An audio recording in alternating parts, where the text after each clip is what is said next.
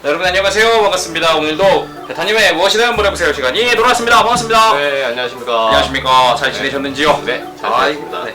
요즘에는 뭐 이게 병원 찾아오는 아이들이 많나요? 네, 아무래도 이제 5월 되다 보니까 이제 하상충도 많이 하시고 손님이 좀 늘 때죠. 이제 흥행할 때군요, 이제. 네. 자, 오늘도 첫 번째 질문을 바로 시작해 보도록 하겠습니다. 질문이 많이 깁니다. 편지처럼 써주셨어요. 자, 지아님의 질문입니다.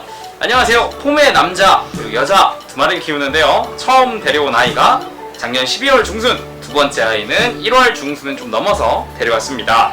처음 데려온 아이는 울타리 안에서 배변판을 잘 싸다가 두 번째 데려온 아이가 오고서는 서로 그냥 바닥에 둘 다 싸더라고요.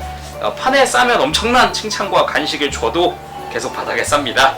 지금은 그래도 개월수가 많이 지나서 울타리 밖에 꺼내두고 훈련을 시키고 싶은데 어머니가 많이 싫어하세요. 안에만 있게 하시거든요. 밖에서는 훈련시키고 조금 지나고 나면은 다시 울타리 안으로 다시 들여보내는데 애기들이 짧게 훈련받는데 까먹진 않을까요? 제가 훈련 좀 시켜서 패드 몇 군데 싸긴 하는데 옷 위나 다른 곳에도 가끔 싸신다고. 네, 그리고 고양이를 키우는데 고양이는 화장실에 배변을 한다고 합니다. 그러면은 아이들이 고양이 냄새 때문에 화장실에 다가가지 않는지 이런 것에 대해서 질문을 해주셨습니다. 그것 때문에 고민이 많으신가 봐요. 배변 유도제까지도 사볼까라고 생각하십니다. 네, 어떨까요? 질문이 엄청 깁니다. 네, 많이 깁니다. 네, 그래서 이런 고차원적인 훈련 문제는 우리 훈련 전문가한테, 아리님한테 맡겨보겠습니다. 와. 안녕하세요, 아리입니다. 와. 근데 애기 지금 짧게 시키신다고 하시는데 이건 정말 잘하는 일이고 그 대신 짧게 자주 시켜주시면 돼요. 강아지들이 집중력이 그렇게 좋지가 않아서 이해하기 쉽게 짧게 그리고 자주 그렇게 시켜주시면 되시고 뭐 서로 강아지나 고양이가 서로 냄새가 나서 안 쌀 수도 있냐고 질문을 하셨는데 그럴 수도 있죠. 그러니까 깔끔한 애들은 남이 싼 데다가 싸기 싫어하는 애들이 있어요.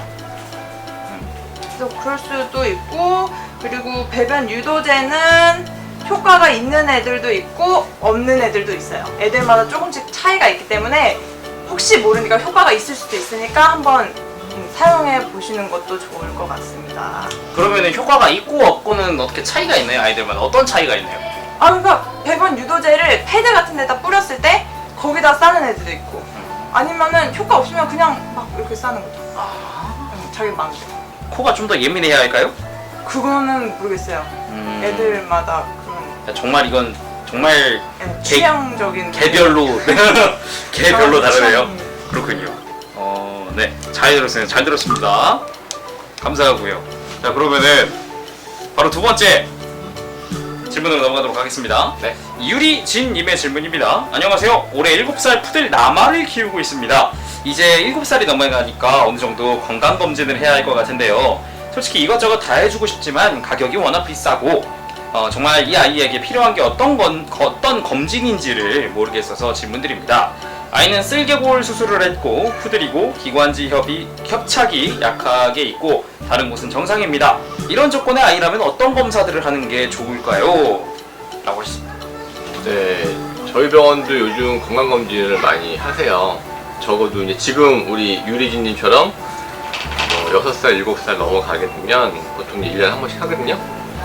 기본적으로는 엑스레이를 찍죠. 엑스레이를 찍어서 심장 크기도 좀 보고 혹시 뭐 방광에 결석 같은 게 있는지 그런 것 좀 보고요. 그 다음에 뼈 같은 게 문제가 없는지 고관절, 슬개골 이런 거 확인하고 그 다음에 초음파를 보죠. 초음파를 봐서 장기들 모양을 보고 혹시 뭐 신장이 커져 있는지 간에는 염증 같은 게 없는지 그 다음에 방광에는 혹시 뭐 슬러지 같은 게 있는지 이런 것들 다 보고 더 나아가서는 심장 초음파도 볼 수 있어요.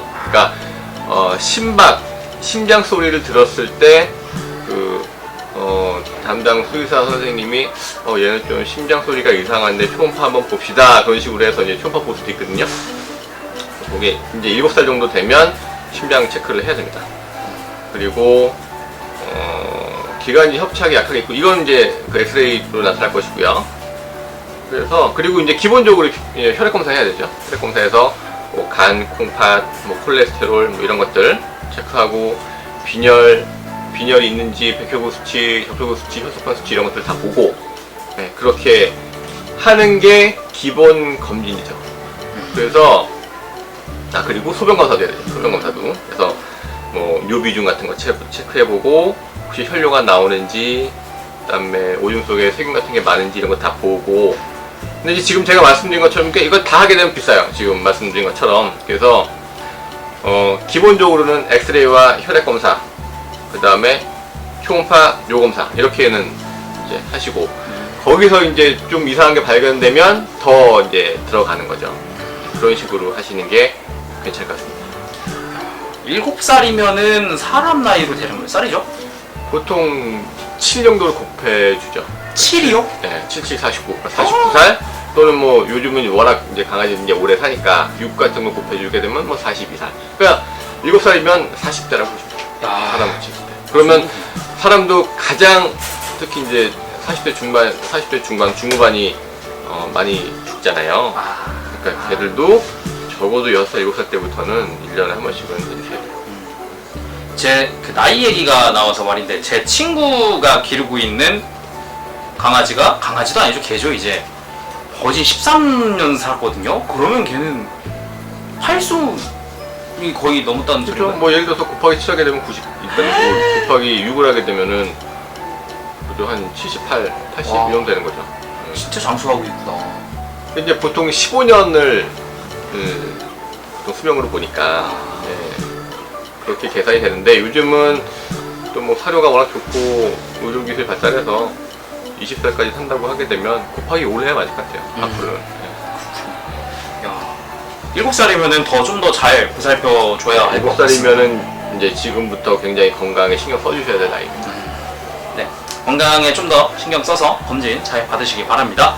자, 다음 질문입니다. 김알레님의 질문입니다. 안녕하세요. 고양이한테 그냥 물 말고 티백 녹차를 끓인 물을 줘봤는데 그냥 생수보다 더 잘 먹는 것 같습니다. 고양이한테 그냥 물 말고 녹차를 줘도 될까요? 고양이가 녹차 향을 좋아하는 건 아닌지 궁금합니다. 녹차는 뭐 다 아시겠지만 카페인 성분이 높죠. 그래서 녹차를 많이 먹으면 오줌도 많이 싸고 심장이 빨리 뛰어요.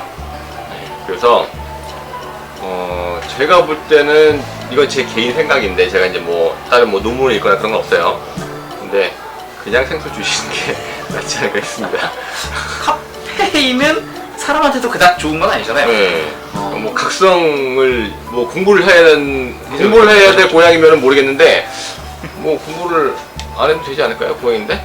그죠? 그래서 그냥 일반 생수를 주시고 물을 많이 먹어서 오줌 잘 싸게 해주시는 게 좋을 것 같아요. 차라리 자연스럽게 그냥 생수로 해주시는 게 좋을 것 같습니다. 자, 그럼 오늘의 마지막 질문으로 짱지와 다크님의 질문입니다. 저희 강아지가 이제 7개월이 되는데 토마토나 그런 것을 통째로 삼켜요. 어떻게 할까요? 그리고 배에는 이상이 없는 건가요? 일단 지금까지 문제가 없으시니까 이런 질문 주셨을 것 같아요. 그러니까 토마토를 막 삼키는데 아직까지는 이상이 없는 거죠. 토마토를 삼켜서 그게 위에 들어가서 위에서 소화가 잘 돼서 뭐 지금까지 이제 별일 없었으니까. 근데 이제 문제는 그거죠. 토마토 같은 경우를 그냥 삼켜서 토마토는 과일이니까 잘 소화가 될 수 있는데 혹시 다른 것도 그냥 애가 토마토 삼키듯이 삼켜버리게 되면 예를 들어서 딱딱한 것도 있잖아요. 뭐 자두. 주로 이제 여름철에 자두 씨 많이 먹죠. 그쵸. 그런 것들도 동글동글한 게 돌아다니니까 저거 토마토 같네 생각하고 확 먹어버리게 되면 그럼 바로 수술이에요. 아, 그런 거예요? 배변으로 안 나와요? 자두 씨 같은 경우에는 빼야 됩니다. 수술해서. 와. 그러니까 요런 것이 통째로 먹는 게 버릇이 되면 안 돼요.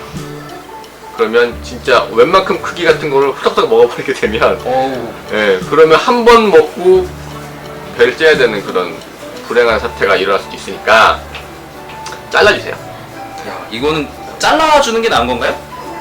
아니면 씹는 훈련을 하는 게 나은 건가요? 자른 걸 씹어 먹으면 되죠. 아하! 네. 되게 좋네요. 네, 이거는 꼭 씹어먹는 훈련과 함께 네. 작게 잘라주시는 게 가장 좋을 것 같습니다. 통째로 삼켜버리게 되면 그 다른 것도 삼켜버릴 수 있거든요. 네, 예를 들어 뼈 있는 거를 삼키면 뼈를 그거 되게 안 좋네요. 삼켜버릴 수도 있고. 주의하시기 바랍니다. 지금 이거 정말 주의하시기 바랍니다.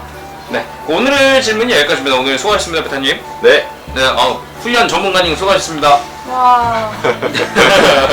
감사합니다. 네, 제가 질문을 하고 싶으신 분들은 이 영상에 댓글로 남겨주시면 제가 손배로의 베타님께 또 질문을 해보도록 하겠습니다. 감사합니다. 수고하셨습니다. 네, 베타님. 감사합니다. 일어나.